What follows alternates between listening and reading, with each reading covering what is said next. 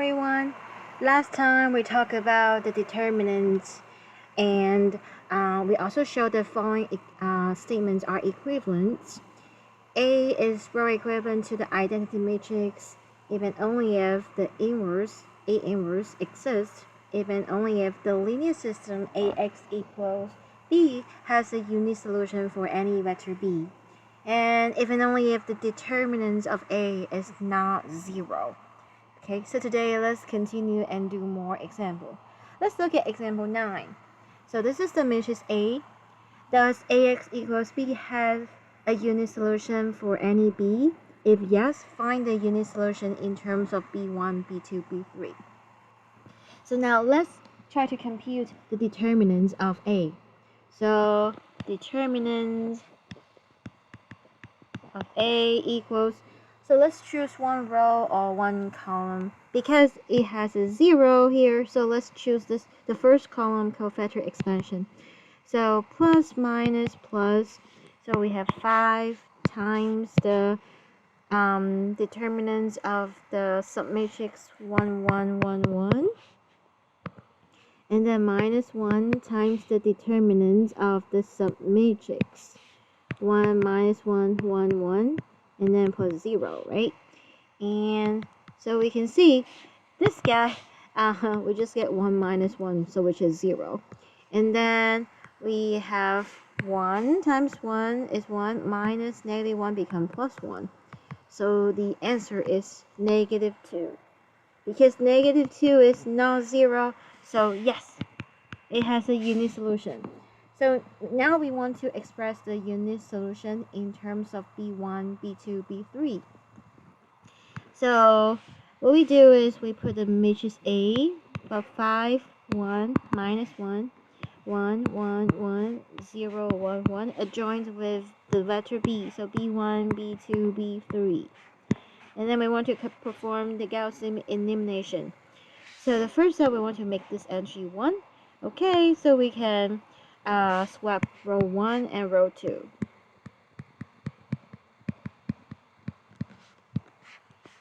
Then we have 1, 1, 1, B2. 5, 1, minus 1, B1, 0, 1, 1, B3.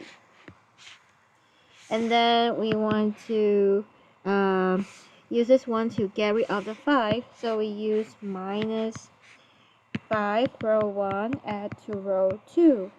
And then we get 1, 1, 1, B2. 5 minus 5 is 0. 1 minus 5 is negative 4. Minus 1 minus 5 is negative 6. And then we have B1 minus 5, B2. And then 0, 1, 1, B3. Next, we want to make this entry 1, but because we already have a 1 here, so let's swap row 2 and row 3. 1, 1, 1, B2. And 0, 1, 1, B3. And 0 minus 4 minus 6, B1 minus 5, B2. Okay, and let's see. So now we can use this one to get rid of the minus 4. So we can do 4 row 2 add to row 3. 1, 1, 1, B2. 0, 1, 1, B3.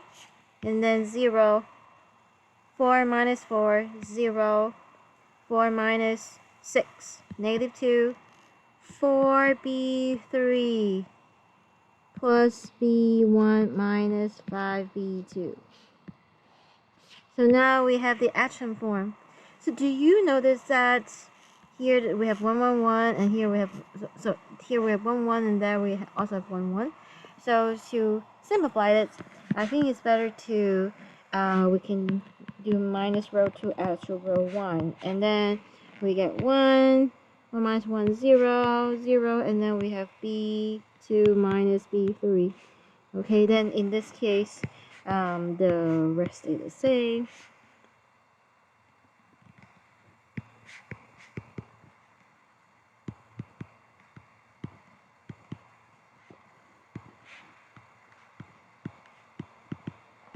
Okay, now let's remember the first column corresponds to the coefficient of x1, second column coefficient of x2, third column coefficient of x3, last column on the right hand side. So look at we do back substitution. So the last row tells us that minus 2x3 is 4b3 plus b1 minus 5b2. So when we solve for x3, let's reorder it. So it's minus 1 half b1 minus negative become positive, 5 half b2 minus 2b3. Okay? And then second row we get x1 x2 plus x3 is b3. So x2 is minus b3. Minus b3 we get positive 1 half b1 minus 5 half b2 positive 2b3 minus plus b3. Right? And let's see. Then we get 1 half b1 minus 5 half b2 and then plus 3b3. Alright. And the first row tells us that x1 is b2 minus b3. Okay, now our solution is, so sometimes we can use point form and sometimes we can use column vector form, does not matter. So x1 is b2 minus b3, x2 is 1 half b1 minus 5 half b2 plus 3b3. X3 is minus 1 half b1 plus 5 half b2 minus 2b3. Okay, so this is the solution. So far, so good? Okay, so this is example 9. So now, please pause the video and work on this example. Ooh. Okay, we should call it example 10. Okay, are you ready? So first, let's compute the determinants. Well, it's the same difficulty no matter which row or column we pick, then let's just pick the first row. So positive 1 times the determinant of the submatrix 1 minus 1, negative 3, 4, and then minus negative 2 become plus 2. The submatrix minus 1, 2, 4. And then plus 3 times the submatrix minus 1, 1, 2, minus 3. Alright, determinant 1 times 4, 4, minus negative 1 times negative 3 is 3. And here minus 1 times 4, minus 4, minus negative 2 become plus 2. Minus 1 times negative 3 is 3, minus 2 times 1, 2. So this is 1. This is minus 2 times 2, minus 4. And 3 minus 1, 2 is 1, so 3. Oh, do you see what happened? The determinant equals 0. So, no unit solution.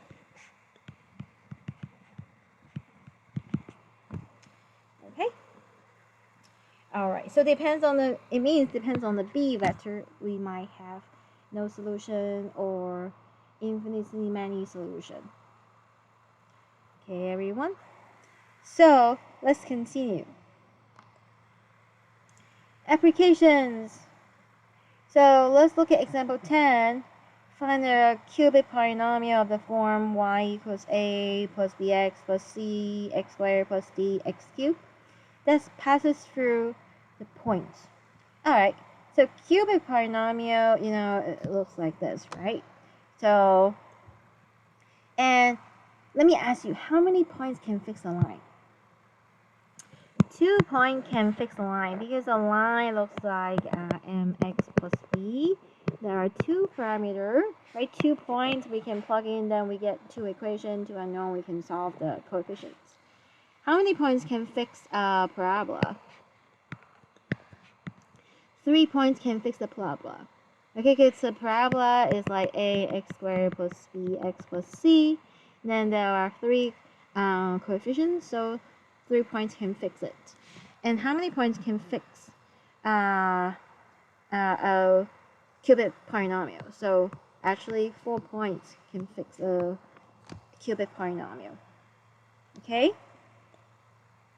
And then now let's see. Okay, so we plug in all the points into this cubic polynomial and see what happens.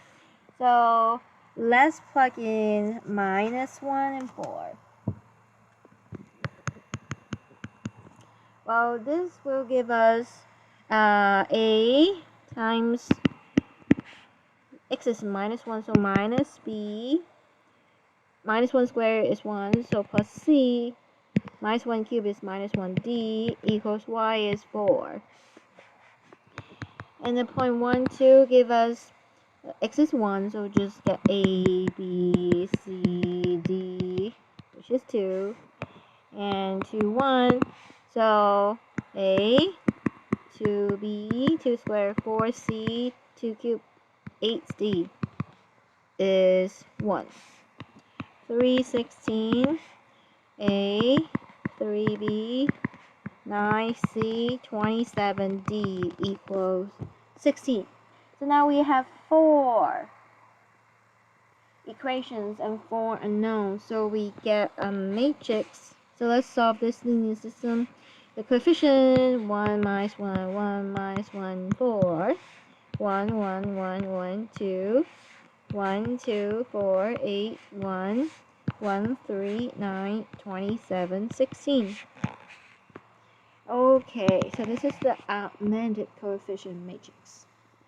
Now let's solve this matrix by Gaussian elimination. So first thing, we make this guy 1, and then we use it to kill the entries below it. So what do we get? Minus row 1 add to row 2. 1 minus 1, 0. 1 minus -1, 1 plus 1, 2. 1 minus 1, 0. 1 minus -1, 1 plus 1, 2. 2 minus 4, -2. Okay. And how about the third row? Minus row 1 add to row 3. 1 minus 1, 0. 2 minus -1, so 2 plus 1, 3. 4 minus 1, 3. 8 plus 1, 9. 1 minus 4, -3. And then minus row 1 add to row 4. 1 minus 1, 0. 3 plus 1, 4. 9 minus 1, 8. 27 plus 1, 28. 60 minus 4, 12. Well, can you see the second row? The entries have common factor 2. The third row has common factor 3. The fourth row has common factor 4. So we can simplify it. Let's see. So we want to simplify because we want to work with easier numbers. So we can do 1/2 times row 2, 1/3 times row 3, and 1/4 times row 4. And so we get 0, 1, 0, 1, minus 1, 0, 1, 1, 3, minus 1, right? 0, 1, 2, 7, and 3. So are you okay with that? So remember, when you watch the lecture videos, you can control the speed, okay? Alright. Now, what do we do next? We want to make the 2 entry 1, and we want to use it to kill the entries below it. Good. So we do minus row 2 add to row 3, and minus row 2 add to row 4 to kill those ones.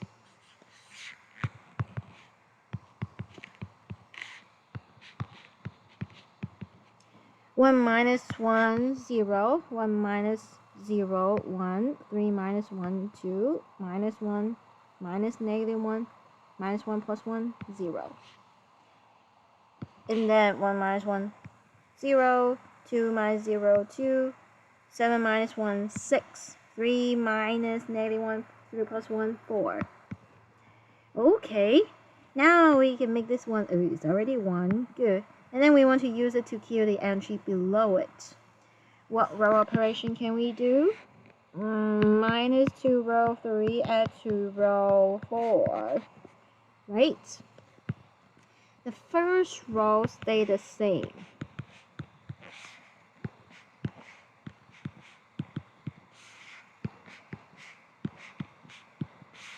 Alright. 2 minus 2, 0. 6 minus 2 times 2. So 6 minus 4 is 2.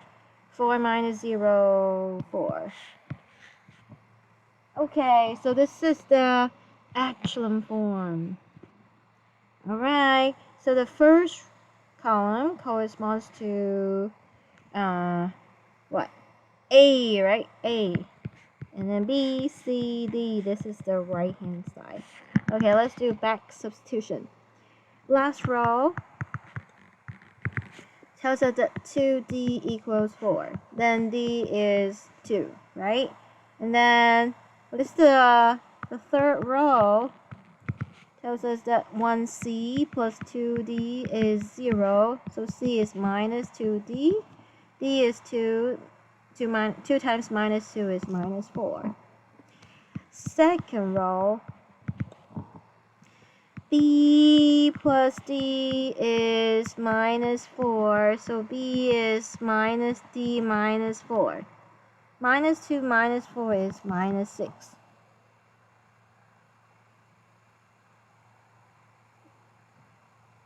Okay. Oh, I realized I make a mistake. Do you see this is minus 1, but somehow I copied the wrong number. Okay, so this is minus 1. Oops.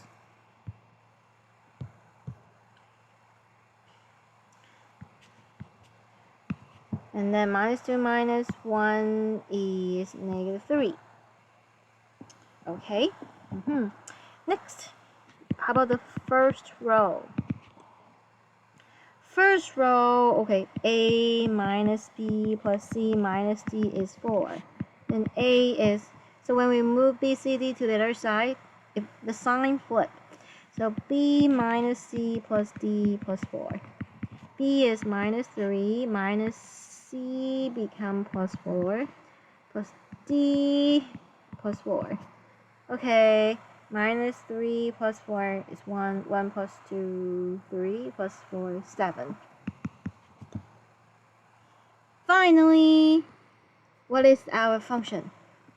Our cubic function, y equals a. What happened? A is 7. B, negative 3. C, negative 4. D is 2. So this is the final answer.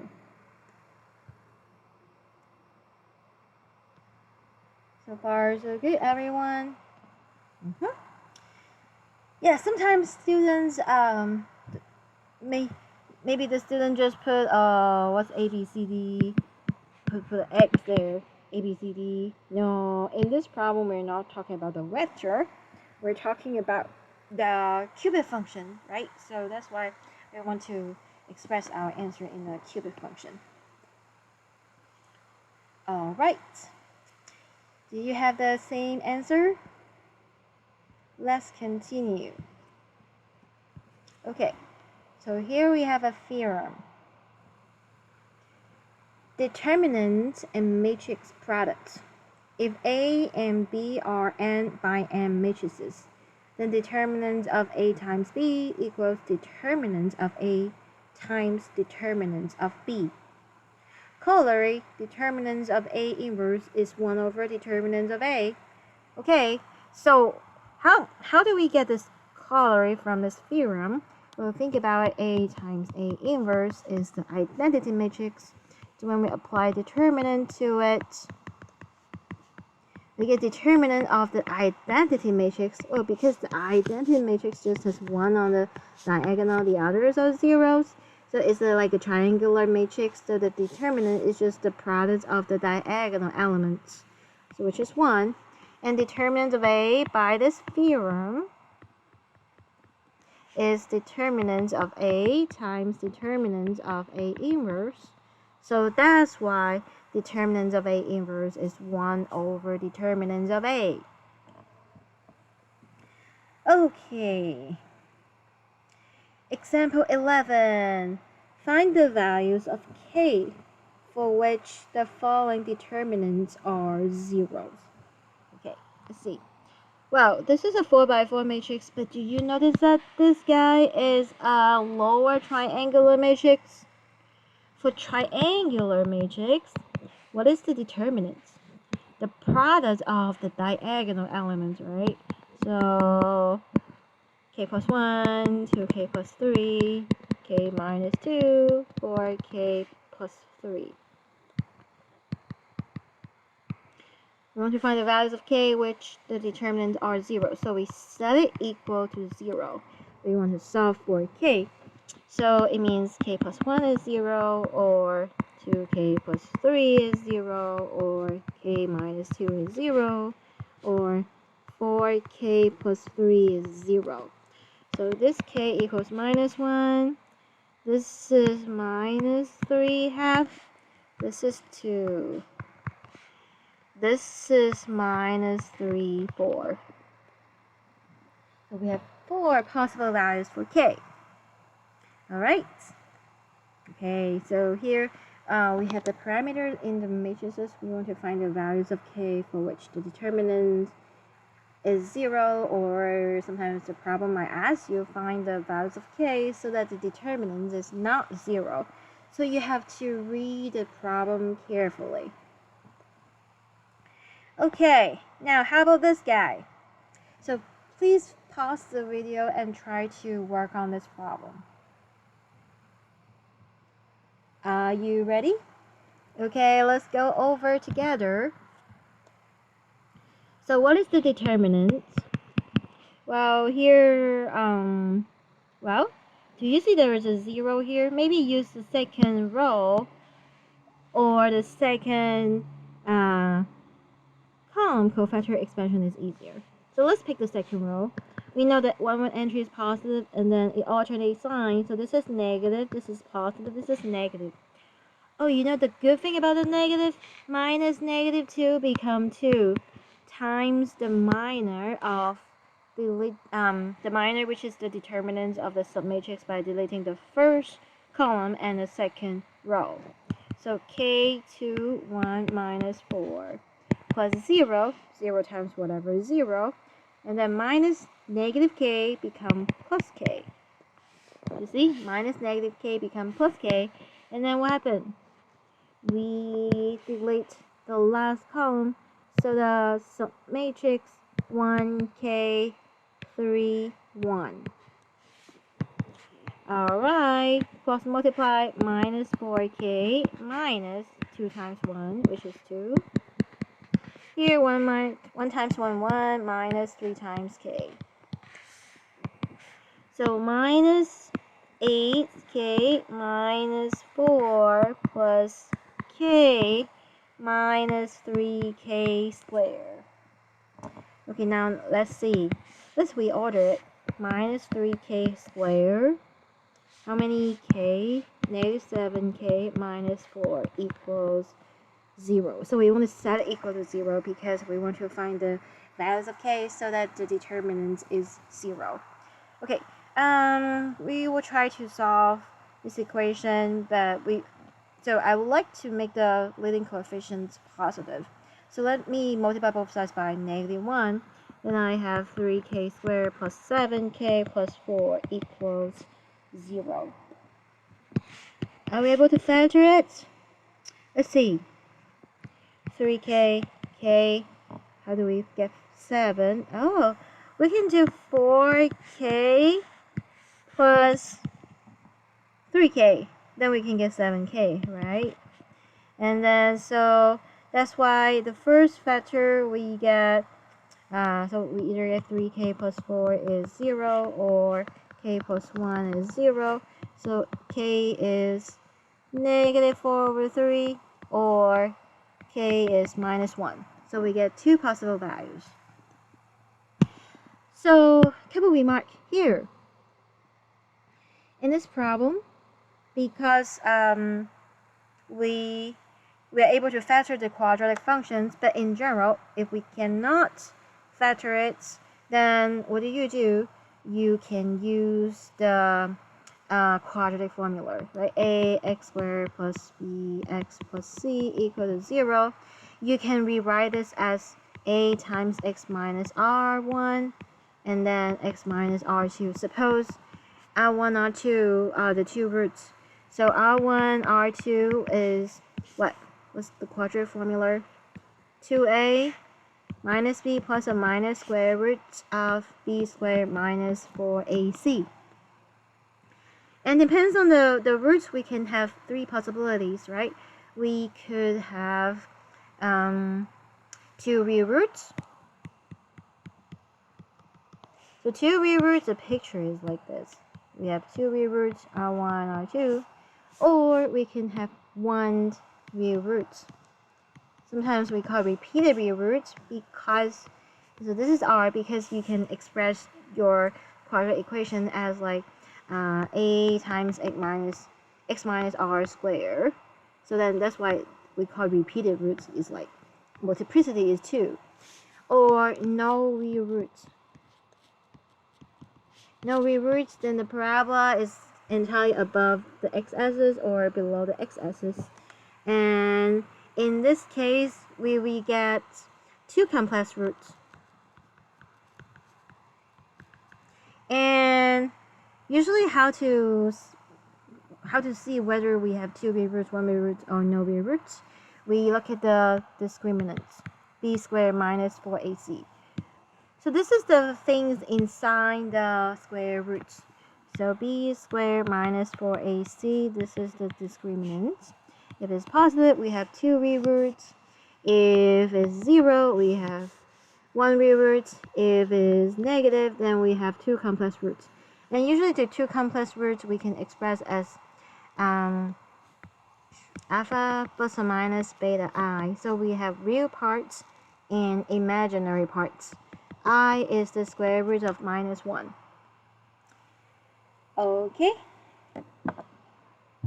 Alright, so let's continue. Example 2. If A and B are both 3 by 3 matrices, such that determinants of A is 4, determinants of B is minus 2. Find the following. Wow, here's when we are using the theorem, right?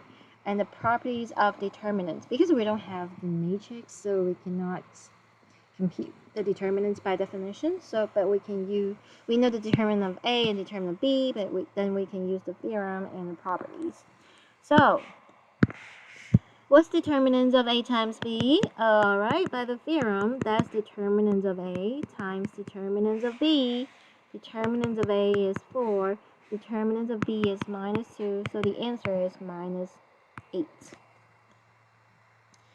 And determinants of A transpose. What is A transpose? Well, A transpose is by the property 7. Determinant of A transpose is determinant of A, so determinant of A is just 4. Is it very easy? And what else? Okay, how about this guy? Well, we can split them. So it's determinant of A inverse times determinants of B inverse times determinants of B transpose. But determinant of A inverse is 1 over determinant of A. Determinant of B inverse is 1 over determinant of B. And determinant of B transpose is determinant of B. Oh, do you see what happened? The B determinant of B cancels. And determinant of A is 4. So the answer is 1/4. Very easy, right? So we just play with the properties and the theorems for determinants. And that's it for chapter 3. If you have questions, feel free to ask me. Have a nice day. Bye.